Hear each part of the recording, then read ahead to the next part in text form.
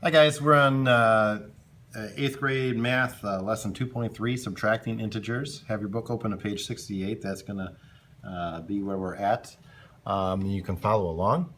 The first thing we're going to look at is on page 68, you'll notice that there is a table that looks a lot like this. I tried to recreate it as well as I could.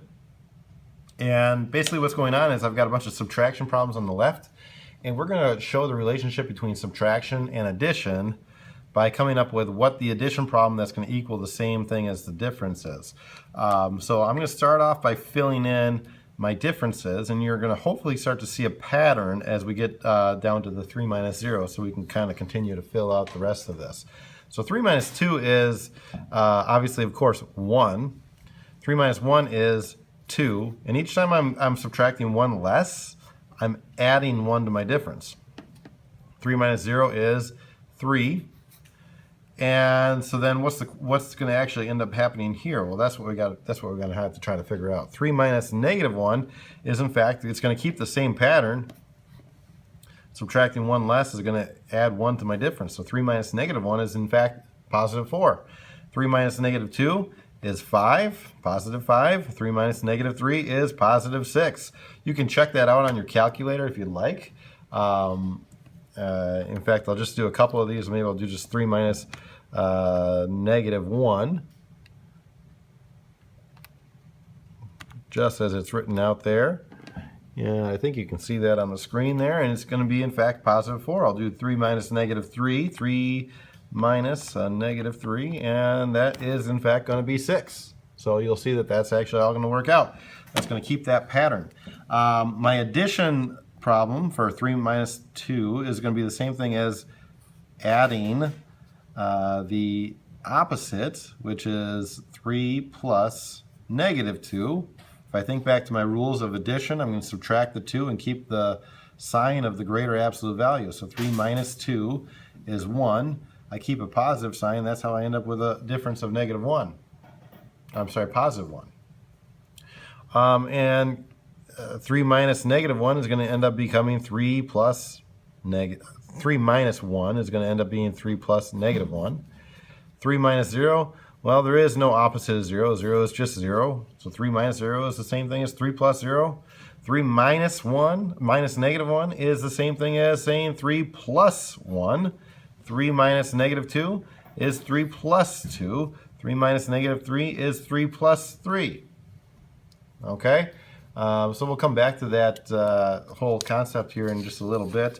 But a couple rules for subtracting integers. You can find these on page 68. Simple rule for subtracting integers: to subtract an integer, add its opposite. So in other words, if I'm starting off by subtracting 7, 3 minus 7, now in the old days in 2nd grade you said I can't take 7 away from 3. Well, that worked in 2nd grade. It's not going to work in 8th grade math, because we're going to actually have to go into the world of negative numbers here. So instead of saying I can't take that away, I'm going to actually have to add the opposite of positive 7. So 3 minus 7 is the same thing as 3 plus negative 7.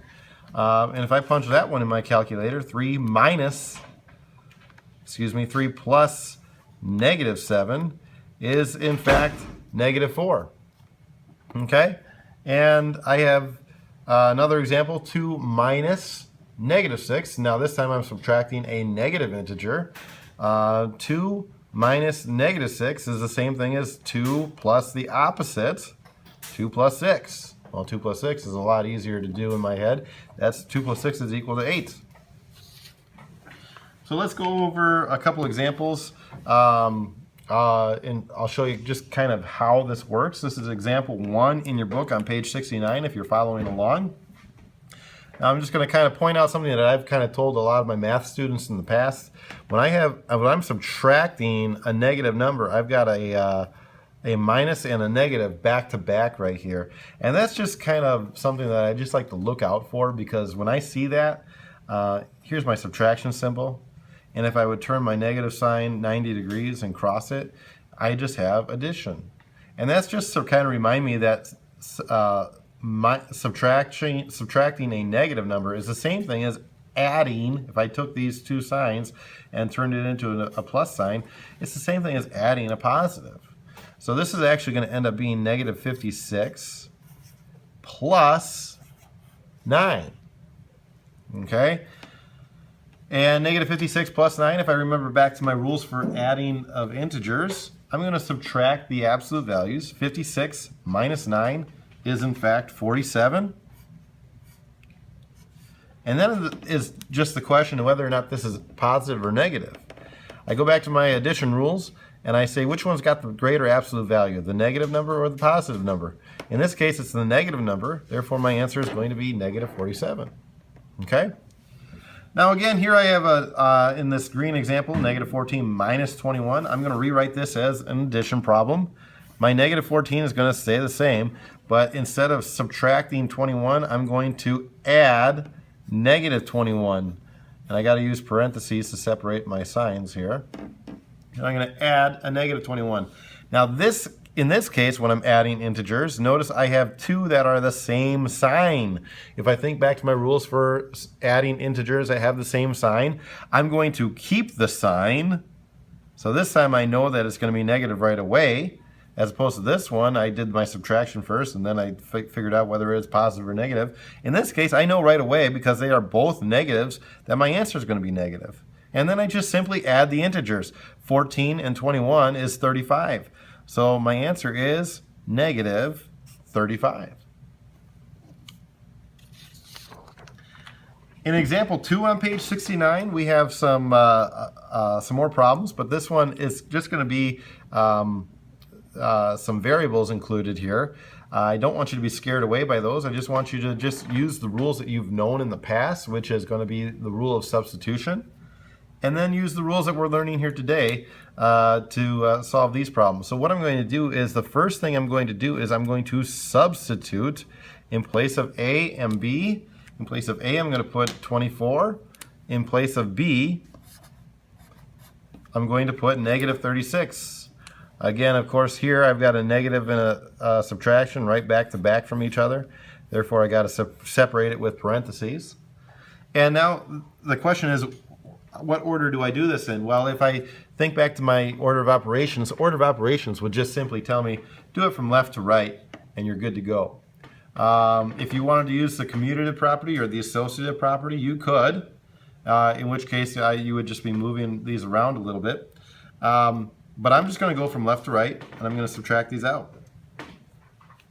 From left to right, I have 15 minus 24, which is the same thing as saying 15 plus negative 24.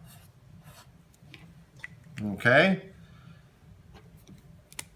And then the subtracting of the negative 36 stays the same. That just drops down.